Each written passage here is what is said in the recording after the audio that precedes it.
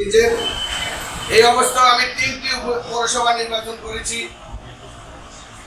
আপনারা সব কিছুই দেখেছেন, কিন্তু আপনাদের কাছে আমি কি পেয়েছি সেটাও আপনারা জানেন।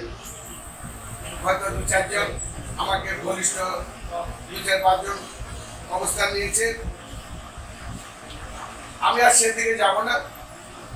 কারণ সাংবাদিক রাজনীতি একটা বন্ধ। সাংবাদিকেরা আমরা জাতির বিবেক বলি, সমাজের বিবেক বলি। আমরা আশা করবো অতীত নিয়ে আর আমরা টানাটানি করি লাভ নাই। অতীত আপনারাও একটা জায়গায় সীমাবদ্ধ ছিলেন, আমরা তো নির্যাতিতই ছিলাম, ওখানে আমরা যাব না। আসেন সামনের দিকে আমরা সবাই এক হয়ে এই রায়পুরবাসীর উপকারের জন্য, রায়পুরবাসীকে, রায়পুরের ভালো জিনিসকে তুলে ধরার জন্য সাংবাদিক এবং রাজনীতিক মিলে সুন্দর একটি রায়পুর আমরা আমাদের রায়পুরের জনগণকে উপহার দিই। তাই আপনাদের কাছে বস্তুনিষ্ঠ সংবাদ পরিবেশন চাই এখন থেকে। আর আমাদের আবুল খায়ের ভাইয়া আপনারা দেখেছেন 5 তারিখের পরে উনি প্রত্যেকটি ইউনিয়নে গিয়ে জনসভা করেছে। জনসভায় করে প্রকাশ্যে উনি ডিক্লার দিয়েছে যে বিএনপি, যুবদল, ছাত্রদল, স্বেচ্ছাসেবক দল কেউ যেন কোনো অকারেন্সের সাথে বা কোনো খারাপ কাজের সাথে জড়িত না হয়। যদি জড়িত হয় তাহলে তার বিরুদ্ধে চরম ব্যবস্থা নেওয়ার জন্য যেরকম ইউনিয়নে বলে যাচ্ছে আমাদেরকেও সেভাবে নির্দেশ দিয়েছে। তার নেতৃত্বে আজকে রায়পুরের অবস্থা আপনারা দেখেন।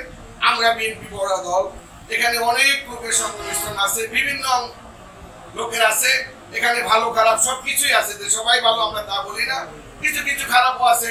আর দল করে আপনি তো তাকে নেতৃত্বে না, ওটা একটা কাজ করতে পারে, ভুল হতে পারে, কিন্তু এটাকে আমরা আবুল খায়ের ভূঁইয়ার নেতৃত্বে, আবুল খায়ের ভূঁইয়ার কঠিন হস্তক্ষেপে এটা অনেক আমার 99% নিয়ন্ত্রণে চলে আসছে। হ্যাঁ, একটা বড় দল টুকটাক কিছু ঘটতে পারে।